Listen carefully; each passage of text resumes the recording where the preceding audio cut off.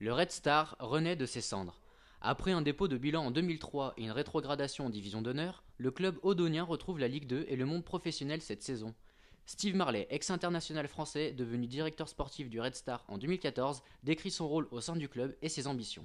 Mes fonctions sont essentiellement concentrées sur l'équipe première. Donc ça concerne le recrutement, ça concerne les relations entre les joueurs, le staff et la direction. Les ambitions, c'est de se positionner comme l'autre club parisien, parce que nous on est un club, alors on a plus l'étiquette de club de banlieue, en tout cas pour la mairie de Paris. Donc c'est vrai qu'aujourd'hui il y a PSG, qui est en train d'écrire son histoire avec un projet complètement différent du nôtre. Et puis nous, si on peut écrire notre histoire ou la prolonger avec ce côté populaire, avec cet aspect club formateur, voilà, si on peut essayer d'être ce deuxième club-là, on va essayer. En tout cas, c'est le projet à long terme. Faire du Red Star le deuxième club francilien derrière le Paris Saint-Germain, avec, comme point d'orgue, la formation. Moi, j'ai connu le club il y a 20 ans, à mes débuts, et le club était un club formateur. Moi, je suis un produit de la formation odonienne, donc je dirais, c'est continuer à faire le boulot qu'on faisait déjà il y a 20 ans. Faire perdurer l'histoire et les valeurs du club, deux éléments auxquels le Stade Boer est intimement lié. Entre mythique du Red Star, l'enceinte est jugée trop vétuste par la Ligue de football professionnelle pour accueillir des rencontres de Ligue 2.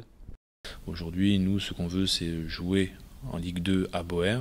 Après, je ne dis pas que peut-être à plus long terme, on ne ressortira pas le projet de nouveaux stades, mais pour l'instant, c'est pas l'ordre du jour. C'est le stade historique, c'est le club a toujours joué ici. Donc forcément, il est super important de revenir ici. On est monté l'année dernière ici, on s'est sauvé les autres années aussi ici. Moi j'ai débuté ici. Toute l'histoire du club tourne autour du stade.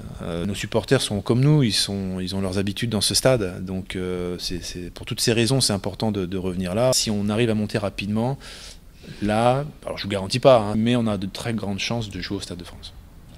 Voilà. Il n'y a que la Ligue 1 qui peut nous offrir le Stade de France.